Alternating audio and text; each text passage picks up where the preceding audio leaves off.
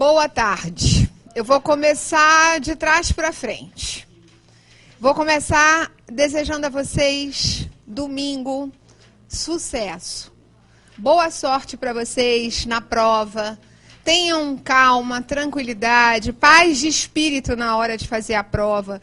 Porque às vezes a gente está tão tenso, a gente se cobra tanto, não é?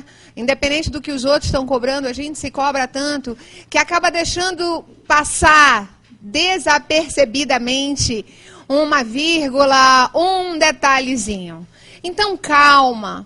Existe um estudo que diz que a cada 10 minutos o teu cérebro ele entra numa situação em que você para de raciocinar. Então, é importante que a cada 10 minutos tu te movimente. Então, mudou a matéria, vai mudar, vai sair de penal para civil, respira, te move naquela cadeira, que é para voltar ao teu raciocínio, voltar à tua concentração, muita calma, certo?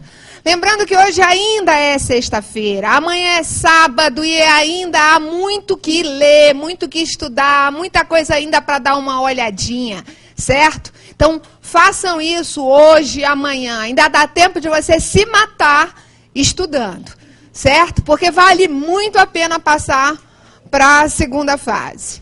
E aqueles que quiserem, no Face Simone Guerra Oficial, tem toda a matéria de direito penal, parte geral, parte especial, para você ir lá e dar uma lida na reta final. Inclusive, foi postado uma revisão geral também nesse Face Oficial Simone Guerra, certo? Bem, agora que vocês já voltaram do almoço, já se sentaram, já começaram a se concentrar, eu vou começar a nossa revisão. Vocês receberam aqui, né, do FMB, o material de revisão onde vocês têm a matéria de direito penal, certo? Alguns temas importantes que devem ser abordados. Vamos lá. Vamos lembrar primeiro da tentativa. Vejam, a tentativa prevista no artigo 14, inciso 2 do Código Penal, determina que toda vez que uma pessoa ela tem a vontade de praticar um crime e, portanto, atingir o resultado, consumar esse crime. Olha só o que eu falei. Toda vez que uma pessoa pretendendo praticar um crime, desejando atingir um resultado, significa que não cabe tentativa em crime culposo, não é? Que culpa, a pessoa não quer o crime. Ela causa aquele resultado por uma negligência, imprudência ou imperícia, não é assim? Então, na tentativa, você tem o dolo, a vontade de praticar o crime e atingir o resultado. Só que por uma circunstância alheia à tua vontade, esse resultado ele não é atingido. Dessa forma, o que vai acontecer? O agente vai responder pelo crime, presta atenção, pelo crime que ele queria consumar. Certo? Acontece que a pena dele vai ser diminuída. Então, tentativa é uma causa de diminuição. De quanto eu diminuo a pena? De 1/3 a 2/3. Cuidado, hein? Não cabe tentativa em crime culposo, não cabe tentativa em crimes préter-dolosos, dolo na conduta antecedente e culpa no consequente, certo? Exemplo, lesão corporal seguida de morte. Não cabe tentativa em contravenções penais, não cabe. Agora, quando for domingo, na hora da prova, é muito comum eles colocarem uma situação em que te induza a raciocinar entre tentativa, desistência voluntária e arrependimento eficaz. Então, qual é o detalhe que você vai ter que perceber? Na tentativa, você quer alcançar aquele resultado. Só que você não o alcança por um fator, uma circunstância alheia à sua vontade. Na desistência voluntária e no arrependimento eficaz, o agente não alcança a consumação. O agente não atinge o resultado. Acontece que ele não alcança esse resultado Agora, porque ele próprio desistiu, ou porque ele próprio se arrependeu, não vai haver consumação. Por quê? Porque houve uma desistência voluntária ou um arrependimento eficaz, que são causas de exclusão de tipicidade. O que significa isso, gente? Eu vou afastar do Estado o direito dele punir a pessoa pelo crime que ele queria praticar anteriormente. Mas o agente só poderá efetivamente responder pelo crime que, ao final, causou. Exemplo, a Márcia Gemac está aqui no FMB. Enquanto ela estiver aqui dando aula, eu vou na casa dela, não tem ninguém. Entro lá para subtrair uma TV. No que eu estou saindo da casa dela com a TV, eu penso, ah não, a Márcia amanhã, sábado, vai querer ver Luciano Huck. Largo a TV e vou-me embora. Sou presa em flagrante, estou respondendo por tentativa de furto. Espera aí, mas eu não levei a TV porque eu desisti de levar a TV. Então, eu não posso responder pelo crime que eu queria ter praticado. Eu queria ter praticado o crime de furto, mas eu não o pratiquei. Logo, eu só vou responder pelo crime que eu efetivamente causei. Que crime eu causei aqui, gente? Nenhuma ova. Invasão de domicílio. Invadir domicílio alheio sem autorização ou nele permanecer é crime, sim. Eu responderei somente por invasão de domicílio. Eu não vou responder pelo crime de furto. Entenderam? A diferença da desistência voluntária para o arrependimento eficaz é o caminho que você percorreu. Na desistência, você inicia a execução e por um ato voluntário você interrompe. Mas fica provado que ainda havia caminho por prosseguir. No arrependimento eficaz, não. Tu só te arrepende do que tu fazes. Então, tu praticas todo o ato executório. Mas antes que o crime se consume, tu te arrependes. E aí, dá início à prática de atos visando impedir aquela consumação. E você é coroado de êxito. Você consegue impedir essa consumação. Por isso que a desistência voluntária e o arrependimento eficaz são causas de exclusão de tipicidade. Não confunde exclusão de tipicidade com extinção de punibilidade. Extinção, extinguir, acabar. Excluir, afastar. Extinção de punibilidade estará na prova de vocês domingo. Então anota que é para ler esse trem hoje à noite. Quais são as causas extintivas da punibilidade no artigo 107 primeiro? Morte do agente, anistia, graça, indulto, decadência, perempção, prescrição, retratação, abolício criminis, renúncia, perdão do ofendido e perdão judicial.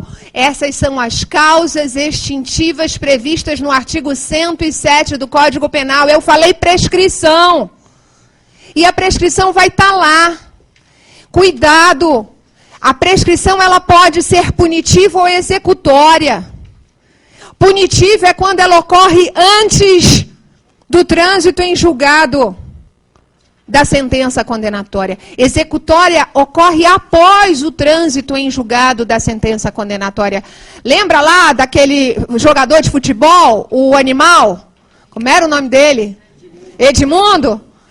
Extinguiu a punibilidade pela prescrição executória. Por quê? Porque o Edmundo foi condenado, a sentença condenatória transitou em julgado, mas o Estado esqueceu de levar o Edmundo a cumprir a pena dele. Quando foram ver, já tinha passado o lapso prescricional. Agora, Estado, você perdeu o direito de executar a pena pela qual você aplicou ao Edmundo. Prescrição executória. Cuidado que a prescrição punitiva, ela se divide em 3 espécies de prescrição. Propriamente dita, retroativa e intercorrente. Vocês sabem, em 2012, esse ano, houve a alteração nas nossas hipóteses de prescrição através da lei Joana Maranhão, não é? Agora, para começar a contar o prazo prescricional no que tange a lei Joana Maranhão, só passa a contar a partir dos 18 anos completos de uma pessoa para a prática de crimes contra a dignidade sexual. Então, no caso de uma menor de 18, um menor de 18, ser vítima de prática de atentado, de ato libidinoso, estupro, enfim, qualquer crime contra a dignidade sexual dele, o prazo prescricional só vai começar a contar a partir do dia em que ele completar 18 anos, certo? Não a partir do dia em que se toma conhecimento do fato. Cuidado com a lei Joana Maranhão, certo?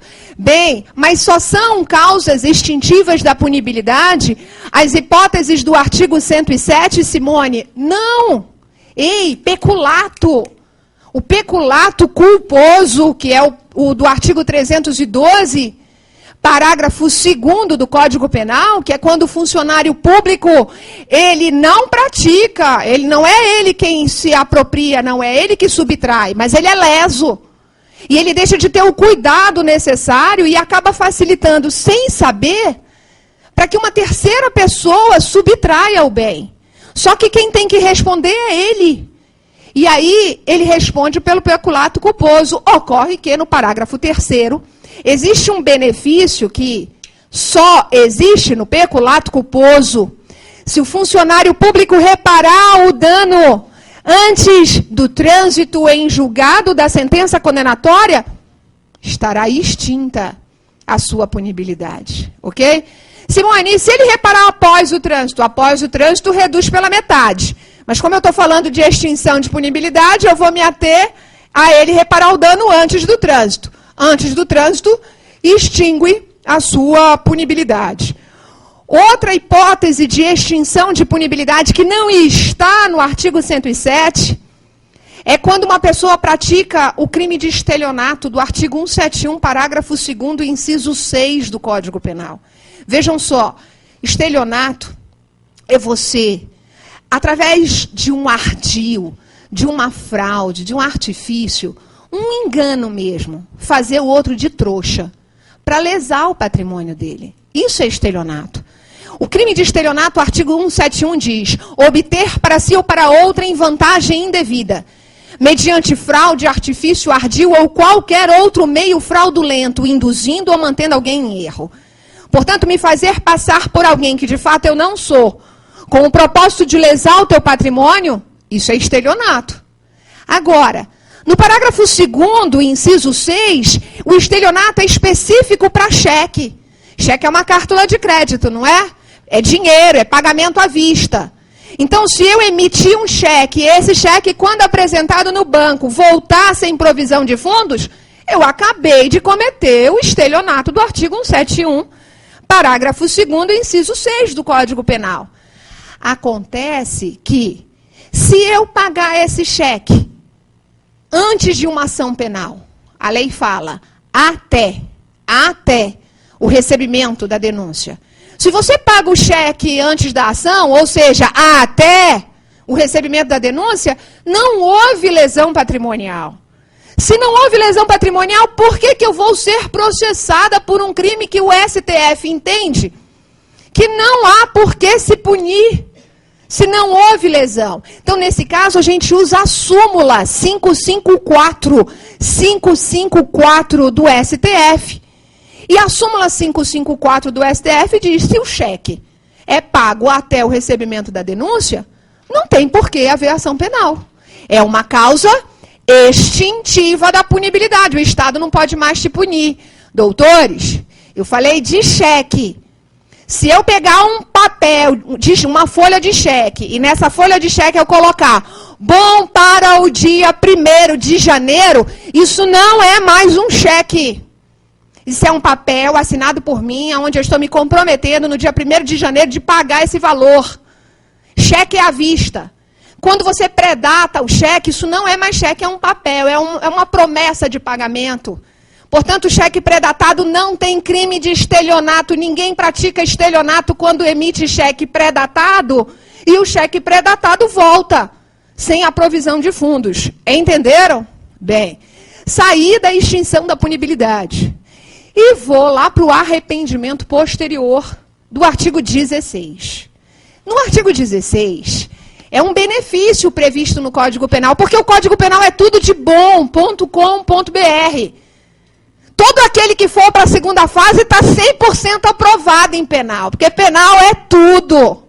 Bem, desde que você faça comigo, né? Porque se for fazer em outro lugar, eu sinto muito, não posso garantir, certo? Só garanto aprender penal comigo. Veja, o artigo 16 do Código Penal, ele fala do arrependimento posterior. Posterior ao quê, Simone? Posterior à consumação. Tu cometeste o crime, tu te arrependestes. Aí tu pensa, e agora? O que é que eu faço? Repara o dano. Repare o dano à vítima. Só que tu tem que reparar o dano no momento que a lei determina. Qual é o momento que a lei determina para o arrependimento posterior? Até. Não é antes, durante, nem depois, gente. É até o recebimento da denúncia ou da queixa. Simone, o arrependimento posterior cabe em qualquer crime? Não. O arrependimento posterior só cabe nos crimes praticados sem violência e grave ameaça contra a pessoa. Cabe no furto, cabe na apropriação indébita, cabe no estelionato, enfim, não cabe no roubo, não cabe na extorsão. Reparou o dano? A sua pena vai ser diminuída na hora da sentença condenatória. O juiz é obrigado a diminuir a sua pena de 1/3 até 2/3. Saio do artigo 16. Vamos falar um pouco sobre concurso de pessoas que estará na prova de vocês amanhã. Domingo. No concurso de pessoas do artigo 29, ocorre quando 2 ou mais pessoas, elas se unem através do vínculo psicológico e do liame subjetivo de um na conduta do outro para cometer o mesmo crime. Tipo assim, mensalão. Todo mundo não se uniu para cometer o mesmo crime? Peculato, corrupção passiva, enfim. Então eu tenho aqui um concurso de pessoas. Quando nós analisamos o concurso de pessoas, é preciso que nós verifiquemos o que cada um nessa união fez. Porque a pena, ela é aplicada a cada um individualmente. Não é isso que a Constituição Federal fala? Princípio da individualização da pena. Então, cada um receberá a pena dentro dos limites da sua culpabilidade. Aí a gente tem autor, coautores e partícipe. Autor é aquele que sozinho ele pratica o crime. Tipo Lindenberg, Pimenta Neves, Misael Bispo, certo? Não era sozinho ele executando? Ele é o autor. Quando essa execução ela é realizada por 2 ou mais pessoas, tipo assim, Bruno, Macarrão e a família toda, certo? Não é cada um executando, segura o braço dela enquanto eu arranco, entrega essa parte para o cachorro, mata aqui, corta ali. Existe uma divisão de tarefas. Essas tarefas estão contidas no tipo penal. É o verbo. Quando todos praticam verbo, eu não tenho mais um autor. Eu digo que existe aqui uma coautoria. A diferença para o partícipe é que o partícipe, ele é um covarde. O partícipe é aquele que diz, não, eu vou contigo, mas eu não vou matar. Não, eu vou contigo, mas você subtrai. Então, o partícipe é o olheiro. O partícipe é o que dirige o carro na fuga. O partícipe não pratica a conduta descrita na letra da lei. Entenderam? Quando for domingo, presta atenção que vai ter crime de funcionário público na tua prova. Vai ter crime de funcionário público. Olha, o artigo 30 do Código Penal, ele fala das circunstâncias incomunicáveis. As circunstâncias não se comunicam num crime, salvo quando elementares do tipo penal. O que é isso? Por exemplo, os crimes praticados por funcionário público, o elementar do tipo não é funcionário público?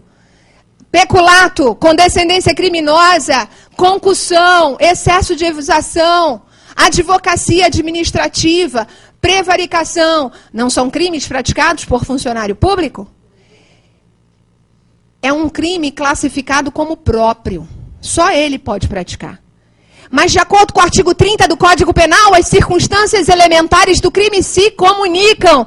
Significa que se este funcionário público se unir a um particular, se esse particular sabe que eu sou funcionária pública, tipo assim, Marcos Valério, esse particular, pelo meu crime, também responderá. Então, por que o Marcos Valério está condenado, inclusive por peculato, se ele não é funcionário público? Porque ele se uniu a outro funcionário público, a milhares de outros funcionários públicos, para praticar aquele crime do funcionário público, o peculato. Então, o Marcos Valério acaba respondendo pelo crime de peculato, porque as circunstâncias se comunicam. Acontece que o Marcos Valério não foi condenado como autor de peculato.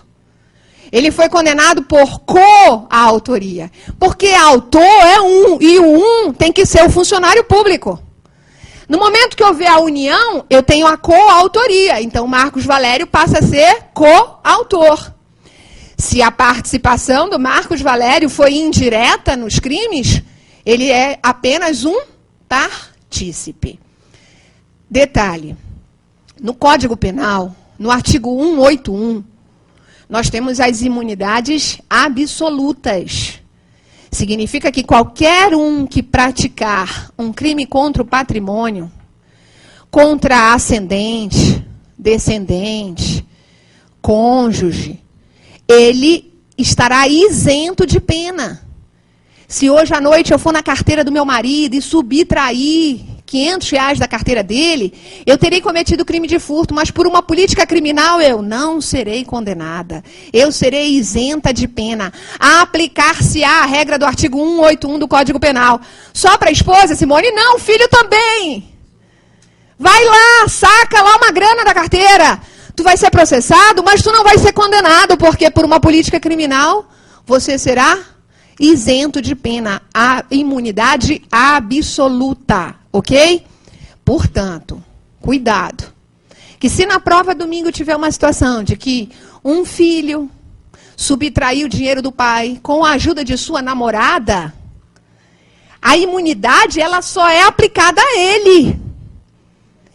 De acordo com o artigo 183 do Código Penal, essa imunidade não será estendida aos demais que não estiverem na relação do artigo 181, que é um rol taxativo. Está claro isso?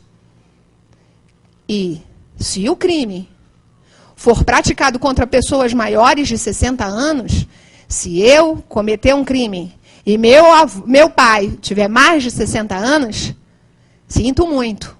O Estatuto do Idoso, no artigo 2º, ele diz que não haverá imunidade. A imunidade absoluta não se aplica na regra do Estatuto do Idoso. Ok, saio do concurso de pessoas e vou falar um pouco agora sobre penas. Nós temos 3 penas privativas de liberdade. 3 penas, privativa de liberdade, restritivas de direito e multa.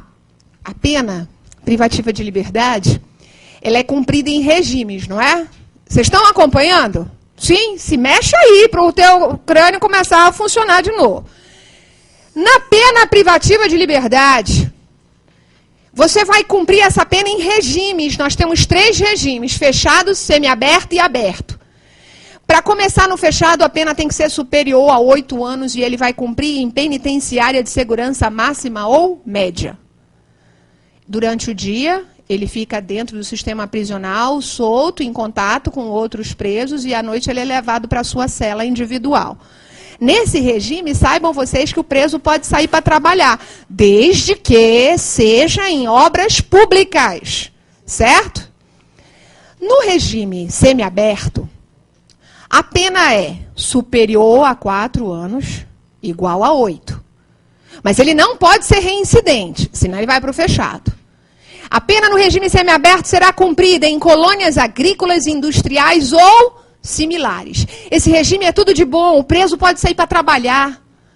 Ele pode trabalhar no shopping Morumbi, ele pode trabalhar em escritório de advocacia, ele pode trabalhar em hospital, ele pode sair para trabalhar.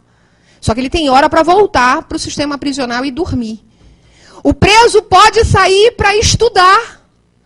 Só que ele tem hora para voltar e dormir.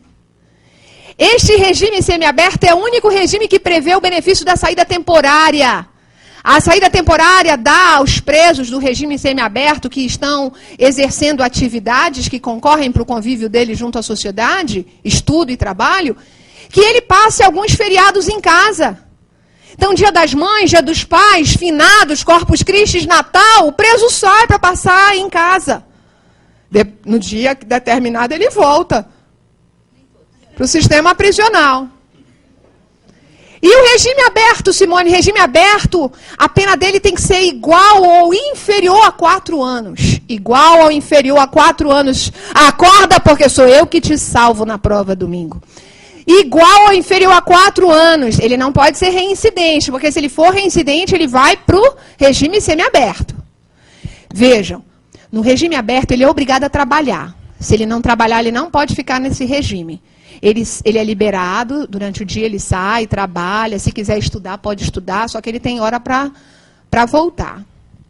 Quando foi, ano passado, no dia 29 de junho de 2011, houve uma mudança na lei de execuções penais. Por quê? Porque existia um trem chamado remissão, lembram disso? Remissão penal, para cada 3 dias de trabalho, o preso abate 1 dia na pena dele, por dias trabalhados. Acontece que quando foi no dia 29 de junho, a lei de execuções penais passou a determinar que a remissão penal será por dias trabalhados e estudados. Gente, é cumulativo. Se o preso estuda e trabalha no fechado, ele vai remir a pena dele. A cada 3 dias de trabalho, ele vai abater 1 dia na pena. E a cada 12 horas de estudo, ele abate 1 dia na pena dele. 12 horas de estudo é o que a lei determina. Nem vocês estudam 12 horas para a prova da OAB por dia. Portanto, o preso também não vai estudar. Então, o que o legislador determinou? Pega 12 horas e divide no mínimo em 3 dias. Vai dar 4 horas por dia. Mas a lei fala 12 horas. Divididas no mínimo em 3 dias. Então, tu concorda que a cada 3 dias estudados ele abate 1 dia na pena? E que nesses mesmos 3 dias ele também vai trabalhar e ele vai abater 1 dia na pena? Significa que a cada 3 ele abateu 2 dias na pena dele. Logo, a remissão penal é por dias estudados e trabalhados. De forma cumulativa. Pelo trabalho, a remissão só cabe no regime fechado e semiaberto. Não cabe no aberto, não cabe no aberto. Mas para os dias estudados, a remissão cabe no fechado, cabe no semiaberto e cabe no aberto também. Ok? Ele estudou, concluiu o curso dele, parabéns. Ele ganhará como um bônus, como um incentivo por ter concluído o seu curso, 1/3 sobre o período já remido. Ele ganha mais 1/3 de abatimento na pena dele. Se ele cometeu uma falta grave é o descumprimento das condições que foram determinadas no crime, não é? No regime dele.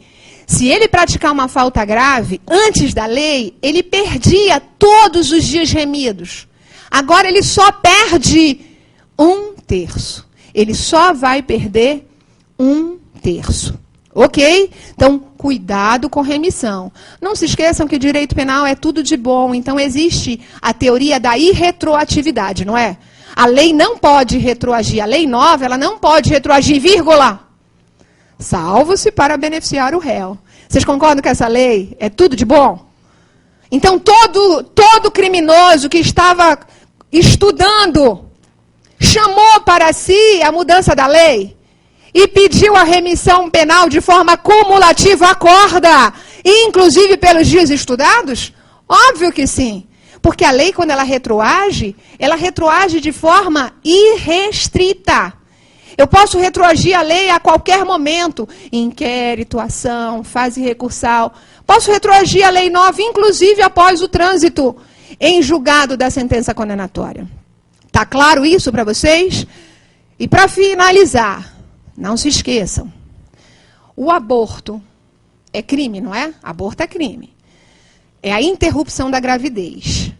Então, é um crime que deixa vestígio e, portanto, para que haja a condenação por o crime de aborto, é requisito sine qua non que haja um exame de corpo de delito comprovando que a mulher estava grávida. Porque se não tiver grávida, o crime é impossível. Artigo 17 do Código Penal, a conduta ela é atípica.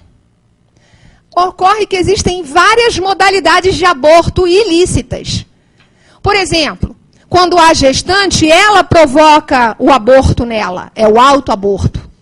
Ou quando a própria gestante autoriza alguém a praticar o aborto em si mesma. Então, esse crime é dela, porque ela autorizou, ela comete o crime de autoaborto, ou consentir a que outrem lhe provoque. Quando ela consente e o outro provoca o aborto nela, o outro que praticou o aborto responde por um outro crime que é dele. Chama-se provocar aborto com o consentimento da gestante. Ela responde por ter consentido e ele responde por ter praticado. Beleza? Acontece que houve uma mudança no que tange ao aborto eugênico. O que é o aborto eugênico ou eugenésico? Se esta mulher estiver grávida de uma criança portadora de anencefalia, se ele for anencéfalo, nascer sem cérebro, esta mulher não precisa mais de autorização judicial. Antes, precisava se comprovar à justiça que essa criança não iria sobreviver, entrava-se com um pedido, aguardava-se a decisão judicial para que se pudesse interromper essa gravidez. Agora já está decidido. Esta mulher, se comprovado que a criança tem anencefalia, ela pode consentir para a interrupção da gravidez. Não precisa de autorização judicial. Todavia, precisa haver a comprovação de que esta criança tem anencefalia. Eu estou falando de anencefalia, eu não estou falando de uma criança com síndrome de Down. Então, não pensem que qualquer pessoa que estiver grávida e essa criança vá nascer com uma anomalia, tá liberado. Não. Eu estou falando de anencefálicos. Está claro isso para vocês? Bem, eu posso continuar ou isso aí já é uma pressão para eu sair? É uma pressão? Pera. E aí, para fechar rapidamente, vou falar o verbo e vocês vão memorizar. Memoriza. Estão atentos? Peculato. Apropriar-se. Concussão. Exigir. Excesso de exação. Exigir. Pera, Simone. Pô, estou decorando o verbo. Sim, mas é que no excesso de exação ele vai exigir tributo. Se não for tributo, se for qualquer coisa que ele exija, é concussão. Voltei. Concussão. Exigir. Excesso de exação. Exigir. Tributo ou contribuição social. Prevaricação. Retardar. Retardar. Deixar de praticar o ato. Deixar de praticar o ato. Ou praticá-lo, infringindo o dever funcional. Ah, eu não vou correr, está chovendo lá fora.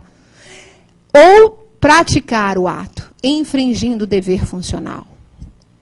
Corrupção passiva. Corrupção passiva, solicitar. Receber.